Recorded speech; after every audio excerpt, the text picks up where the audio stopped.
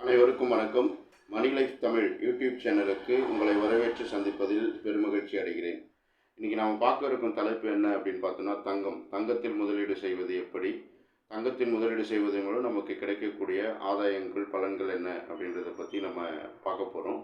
இந்த காணொலியில் உங்களுக்கு கொஞ்சம் சுருக்கமாக தான் சொல்ல முடியும். ஏன்னா இதோட டாபிக் ரொம்ப பெருசு. வர உங்களுக்கு இது நிறைய வீடியோஸாக வந்துட்டுருக்கும். தங்கம் அப்படின்றது நமக்கு ஷார்ட்டேஜ், அதாவது பற்றாக்குறை இருக்குது. அதனால் தங்கத்தோட விலை பற்றாக்குறை இருக்கிறதுனால டிமாண்டு ஜாஸ்தி ஆகுது. இந்த டிமாண்டு ஜாஸ்தி ஆகிறதுனால பொருள் அந்த தங்கத்தோட விலை ஏறிக்கிட்டே இருக்குது. இந்த தங்கம் அப்படின்றது ஒரு தனிநபருக்கு ரொம்ப முக்கியம், ஒரு குடும்பத்துக்கும் ரொம்ப முக்கியம், ஒரு நாட்டுக்கும் ரொம்ப முக்கியம். மற்ற நாடுகளும் தங்கத்தை எப்பவும் வாங்கிட்டே இருப்பாங்க. இந்த தங்கம் எப்போல்லாம் நம்ம விலை ஏறும் அப்படின்னு பார்த்தீங்க அப்படின்னா, ஏதாவது ஒரு நெருக்கடி நிலை வரும்போது, போர்கள் வரும்போது, அசாதாரண சூழ்நிலை வரும்போது தான் அந்த டைமில் நிறைய பேர் இந்த தங்கத்தை வாங்குவாங்க. ஏன்னா மற்ற நாணயங்களோட வீழ்ச்சி அடையும் போது தங்கத்தோட விலை எப்பவுமே ஏறிட்டுருக்கும். ஒரு சராசரி மனுஷன் ஒரு தனிநபருக்கு ஒரு 300 கிராம் தங்கம் இருந்தது அப்படின்னா ரொம்ப முக்கியமாக இருக்கும். அவரோட வாழ்நாளில் அவருக்கு தேவையான நெருக்கடி காலங்கள்லேயோ, அவருக்கு உடனடி தேவைக்கோ இந்த தங்கம் ரொம்ப முக்கியமானதாக இருக்குது. இந்த தங்கம் இருந்தது அப்படின்னு 300 கிராம் தங்கம் நீங்கள் வச்சுருந்தீங்க அப்படின்னா, ஓரளவுக்கு உங்களோட நெருக்கடி நிலைகளில் இருந்தும், உங்களுக்கு அவசர தேவைகளில் இருந்தும் உங்களை தற்காத்துக்க முடியும். இப்போ இன்றைக்கி விலைக்கு பார்த்தோம் அப்படின்னா, ஒரு 100 கிராம் தங்கம் சராசரியாக ஒரு 6,500 கிராமுக்கு எடுத்துட்டோம்னா கூட 100 கிராம் தங்கம் 6,80,000 வருது. நீங்கள் 300 கிராம் தங்கம் சேர்த்தீங்க அப்படின்னா ஒரு 19,50,000 உங்களுக்கு வரும்.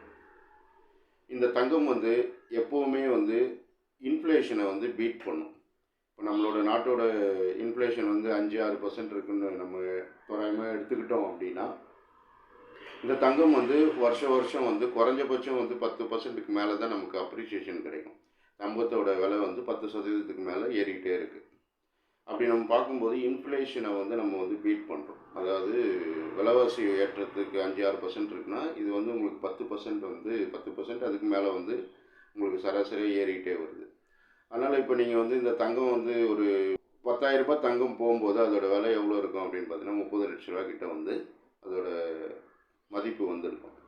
இந்த மதிப்பு பாருங்கள், நீங்கள் ஒன்லி தங்கம் மட்டும்தான் வாங்கி வச்சுருந்துருப்பீங்க. அதுக்காக எந்த இதுவும் செஞ்சுருக்க முடியாது, சேஃப்டியாக வச்சுருந்துருப்பீங்க. அது விலை ஏற ஏற உங்களுக்கு உங்களுக்கு அதிகமாக வரும். இந்த தங்கம் நீங்கள் பல வழிகளில் வாங்கலாம். ஒன்று ஆபரண தங்கம். இந்த ஆபரண தங்கம் உங்களுக்கு இந்த கையில் மோதிரம், செயின், கம்மல் இது மாதிரிலாம் சொல்கிறது ஆபரண தங்கம். இதில் உங்களுக்கு சேதாரம், செய்கூலி இதெல்லாம் இருக்கும். இருந்தாலும் நீங்கள் முதலீடு தங்கத்தில் செய்யும்போது நீங்கள் இன்றைக்கி செஞ்சீங்கன்னா நாளைக்கு அந்த தங்கத்தோட விலை ஏற தான் போகுது. அடுத்து எப்பவுமே தங்க நாணயம் நீங்கள் வாங்கினீங்கன்னா, காயின்ஸ் வாங்க ஆரம்பிச்சிங்கன்னா, 1/2 கிராமோ 1 கிராமோ நீங்கள் எவ்வளோ சேர்க்குறீங்களோ அதை வச்சு முதல்ல ஒரு காயினை நீங்கள் வாங்கிட்டீங்க அப்படின்னா, காயினில் அதிகமாக உங்களுக்கு இந்த செய்கூலி சேதாரம் இருக்குது. அதில் மேக்கிங் சார்ஜஸ் மட்டும் போடுவாங்க, ப்ளஸ் ஜிஎஸ்டி இருக்கும், டேக்ஸஸ். ஸோ இதை சேர்த்து நீங்கள் அந்த காயின்ஸ் நீங்கள் வாங்கி வச்சிங்கன்னா, தொடர்ந்து வாங்கிட்டு வந்தீங்கன்னா, மாதமோ இல்லை பணம் கிடைக்கும் போதெல்லாம் நீங்கள் அந்த காயினை வாங்கிட்டு வந்தீங்க அப்படின்னா, நீங்கள்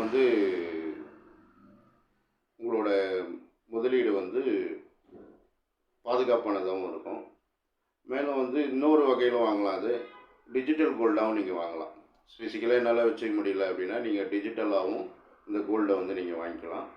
அதுக்கப்புறம் கோல்டு ETF திட்டம்னு இருக்குது. அந்த கோல்டு ETF திட்டத்தில் நீங்கள் இந்த கோல்டை முதலீடு செய்யலாம்.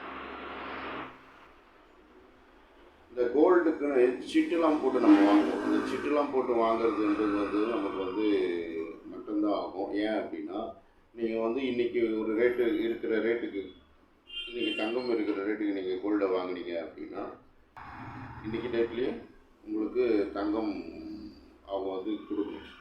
பட் அவங்க என்ன பண்ணுவாங்கன்னா 10 மாத காலமோ அவங்க ஒரு குறிப்பிட்ட கால அளவு வரைக்கும் உங்களுக்கு சிட்டு போட்டிருப்பாங்க. அந்த சிட்டு அந்த டைமுக்கு முடியும் போது எப்போ இருக்கோ அப்போ தான் அவங்க வாங்குவாங்களே தவிர, இதுக்கு மிடில்ல வந்து அவங்க வாங்க மாட்டாங்க. அதனால உங்களுக்கு அதில வந்து நட்டம் தான். ஏன்னா அன்னன்னைக்கு ரேட்டு படி நீங்கள் வந்து கட்டுற காசுக்கு ஏற்ற அளவுக்கு உங்களுக்கு அலோகேட் பண்ணி வாங்கி அவங்க வச்சிருக்க மாட்டாங்க. கடைசியாக தான் வாங்குவாங்க.